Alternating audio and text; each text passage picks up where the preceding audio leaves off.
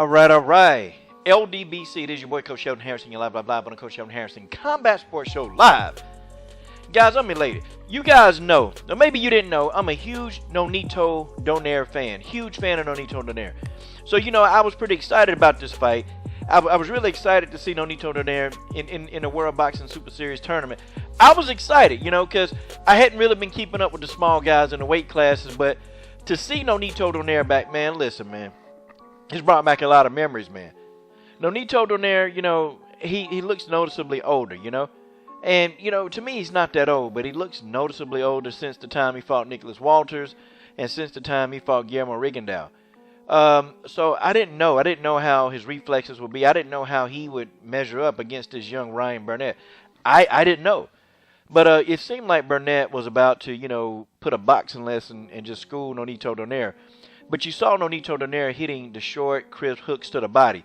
You saw him doing that throughout the fight. And these hooks to the body, man, started to add up, man. It started to add up. And he was actually slowing down Burnett throughout the fight. Burnett, though, definitely, man, he has great lateral movement. Great lateral movement. And he was sticking and moving. And he was catching Nonito Donaire with a lot of significant strikes, man. Which I'm sitting here thinking to myself, okay, if he keep boxing Nonito Donaire like this, he's going to eventually, pile up enough damage and, stop Nonito Donaire. But that wasn't the case, man. As the fight progressed, I saw Nonito Donaire's confidence improve, and I saw him throwing more combinations. But, I could tell that, Ryan Burnett, he was hurt, man, because he was having difficulties, throwing his right hand. And finally, and I can't remember what round it was, but, man, he tried to go for a hook, man, and he overextended, and damn, this thing happened to him. He pulled the muscle in his back. At first, he was holding his lower back, and I thought, well, maybe it could have been a kidney, or, maybe he could have got a Charlie. Like, I don't know. He strained something in his back, man, and it's really weird, man. And so I started thinking maybe it was his kidney, because sometimes people back hurt, and they don't know that it's not a muscle. Sometimes it can be your kidney. But, he was complaining of back pain, man. He couldn't even finish out the round when he hurt his back, man. Like, he literally ran away from Nonito Donaire trying to avoid getting hit, ran to his corner. Like, he literally ran to his corner and hurried up and sat down.